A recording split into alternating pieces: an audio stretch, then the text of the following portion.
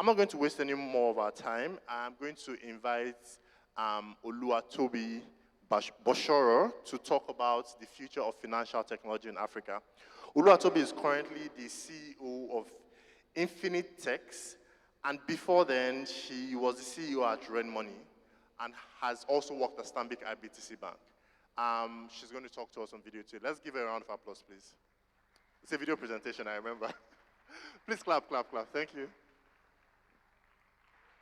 Damola. Hi, my name is Oluwatobi Boshoro. I'm the CEO of Infintetiks Limited.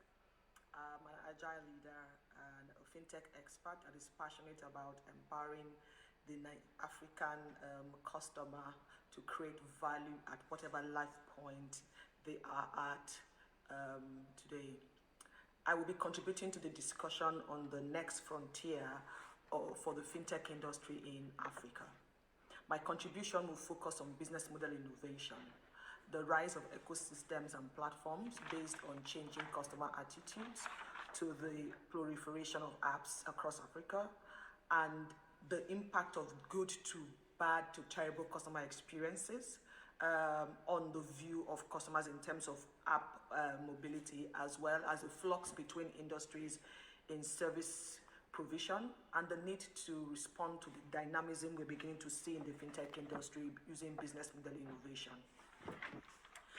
Business model innovation is enhancing the advantage and value creation by making simultaneous and mutually supportive changes both to an organization's value proposition and to its customers and to its underlying operating model. Unlike other types of innovation, changes to the business model would require changes to the foundational decisions upon which the business operates. Therefore, this means that business model innovation would typically be radical, and in many ways it will be transformational. And this transcends product innovation, because with product innovation, the market is able to catch up with you in a very short time, but with business model innovation, it's a bit difficult to achieve that. And I'll share with you a couple of examples. One is Netflix. Netflix disrupted its industry twice and disrupted itself once using business model innovation. The first time was when Netflix decided to start the mailing for videos.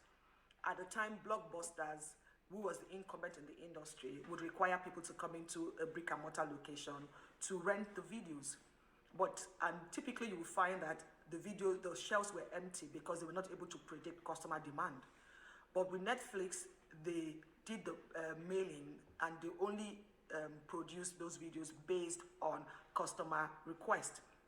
That made a huge difference, because we were able to partner one with a video copying company, and we were able to predict demand. They were on demand, and so they were able to disrupt the industry. The second time was in 2007 when they decided to go into streaming, and that changed the story.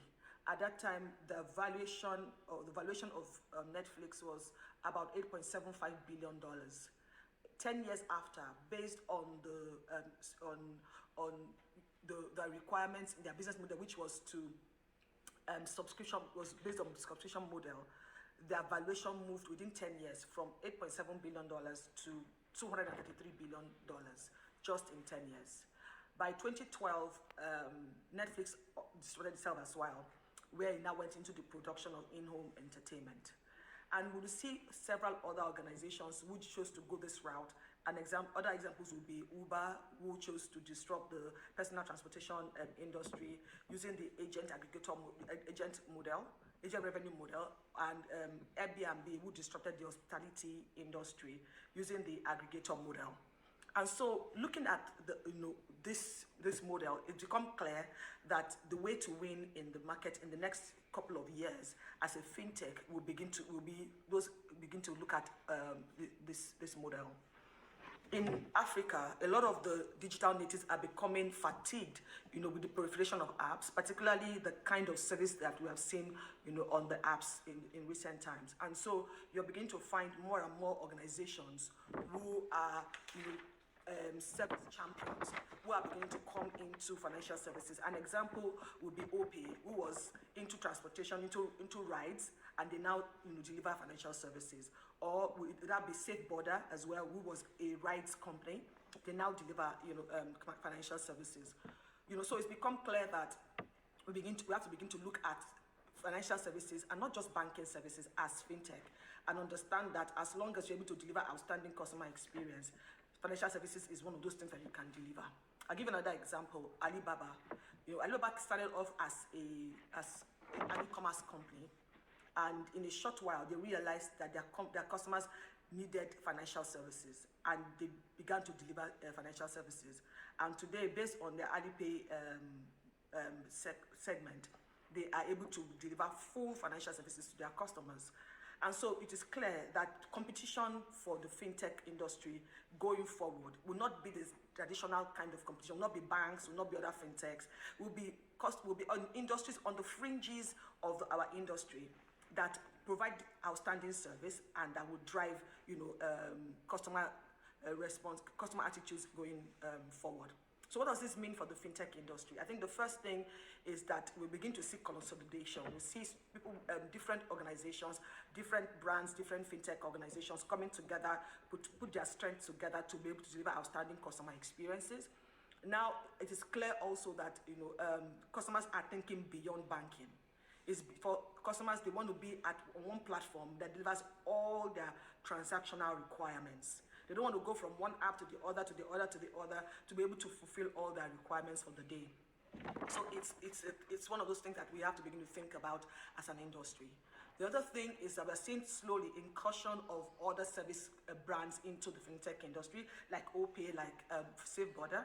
And so we need to begin to reevaluate our models as an industry. Partnerships, of course, is becoming critical. We have to partner with strengths as our focus to be able to lead the market. One of the things I've seen that is beginning to happen also is what we call the emergence of majors. Majors are those that have strengths, that have been able to prove their product promise and able to deliver on their brand promise. And those companies are beginning to emerge and to lead the industry. Okay, and of course, what you will find also is that now competition has moved from within the industry, and based on products, they have moved to the business models, providing products and services that are convenient for the customer. Thank you very much, and have a fantastic time.